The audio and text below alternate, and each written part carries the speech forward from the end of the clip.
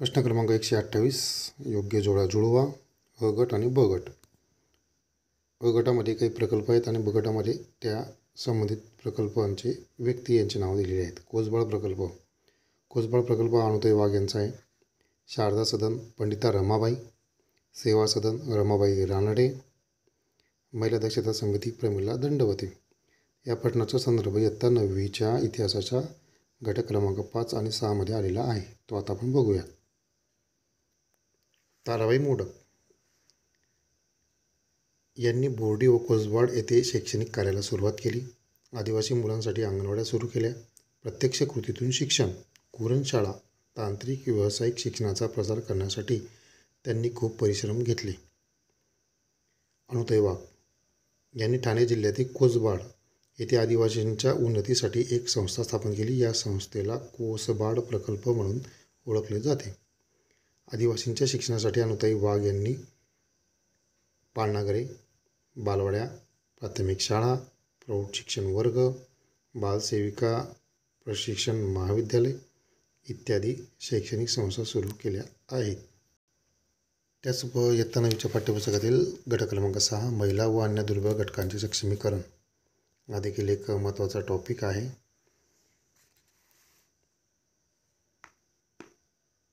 यात समाजवादी नेत्या मृणाल गोरे यांच्या नेतृत्वाखाली मुंबईत महिलांनी लाटाने मोर्चा काढला होता. तो संदर्भ असा आहे की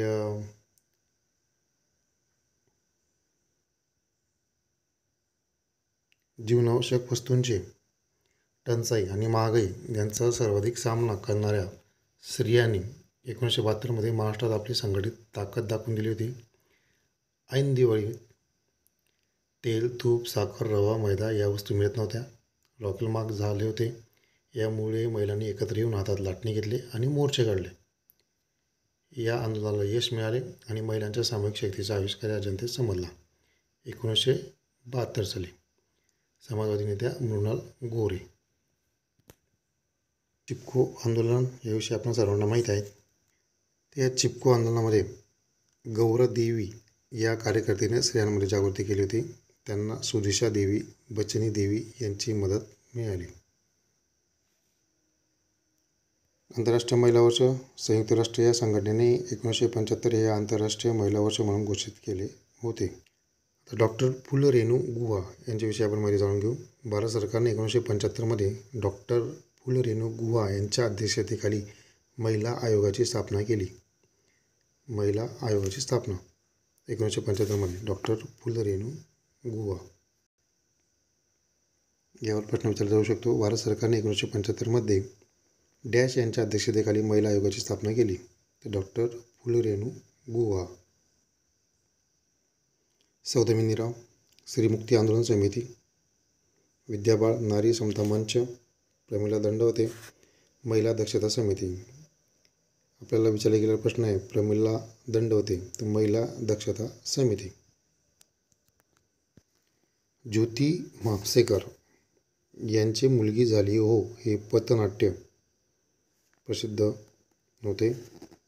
1977 सौदामिनीराव यांनी स्थापन केलेली पुण्यातील स्त्रीमुक्ती आंदोलन समिती. स्त्रीमुक्ती आंदोलन समिती 1977 कोणी स्थापन केली? सौदामिनीराव.